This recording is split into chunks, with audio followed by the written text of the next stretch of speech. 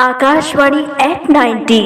मैं दिनेश पटेल ग्राम बिलाईगढ़ ब का निवासी हूँ। मैं आकाशवाणी रायगढ़ का एक श्रोता हूँ। आकाशवाणी से प्रसारित विभिन्न कार्यक्रम, युवावाणी, किसानवाणी, आपकी फरमाइश लीजिए फिर सुनिए जैसे कार्यक्रम मुझे बहुत अच्छा लगता है। आकाशवाणी एक ऐसा माध्यम है जिससे मनोरंजन होता है, सूचना और शिक्षा के साथ। शहर हो या गांव के श्रोता सभी को अपने काम करते हुए यह आनंदित करता है।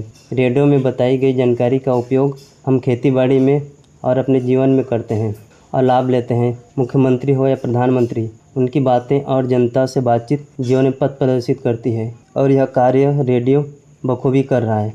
बेरोजगार अशिक्षित रेडियो सुनकर अपनी ज़िंदगी गढ़ रहे हैं। मौसम, परिस्थिति, वातावरण, रोजगार की जानकारी आकाशवाणी से मिलता है, जिससे किसानों को, युवाओं को सही जानकारी मिलती है।